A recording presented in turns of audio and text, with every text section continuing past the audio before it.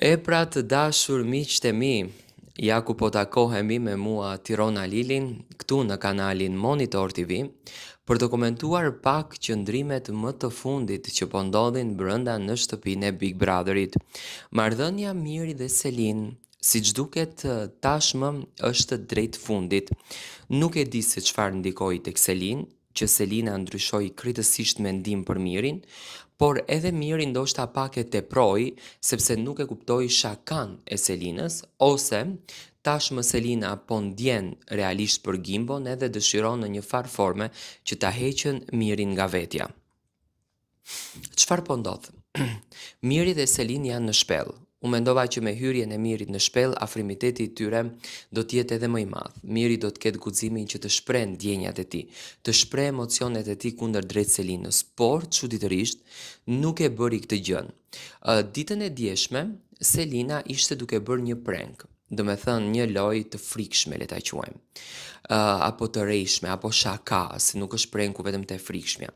Edhe Miri nuk e kuptoi lojën dhe Selina i tha: "Ti tha nuk je tha i prenkut sepse tha je tha i moshës 46 vjeç, tha je i vjetshëm, domethënë je i moçëm." Dhe Miri u prek duke ofenduar Selinën që ti me këtë djalin të vjetshëm vdisje që të futesh në krevat. Tani vdisje që të futesh në krevat është krejtësisht më konotacion tjetër, që do me thënë Miri hapi një kartë që publiku është duke e komentuar një muaj e gjysëm dhe këto të dy nuk e pranonin. Dhe mbrëm, gjatë një bisede, do me thënë njeriu kur është nervoz është i sinqert, Miri e pranoi, që do me thënë Selina ka patur tjetër lloj kënaqësie në shtratin me Mirin.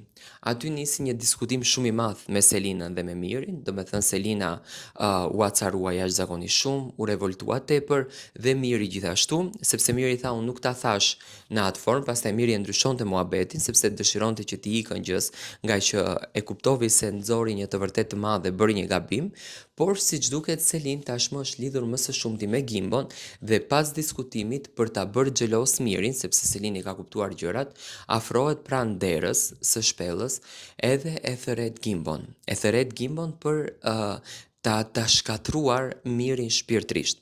Tani unë jam shumë i bindur që Selin mezi pret që të del nga shpella dhe të mos të ketë më kontakte të afërta me Mirin, sepse e shikoj që afrimiteti me Gimbon atë e bën më të lumtur, e bën më pozitive, e bën më me energji të mirë. Në fakt është era e parë që Miri dhe Selin janë më shumë se kur bashk dhe Selina është shumë e ftohtë në raport me atë. Do thënë këtu gjërat më kanë ndryshuar. Tani a do të ketë lëvizje nga ana e Gimbos që ta shfrytëzon këtë situatën, si mendoni ju?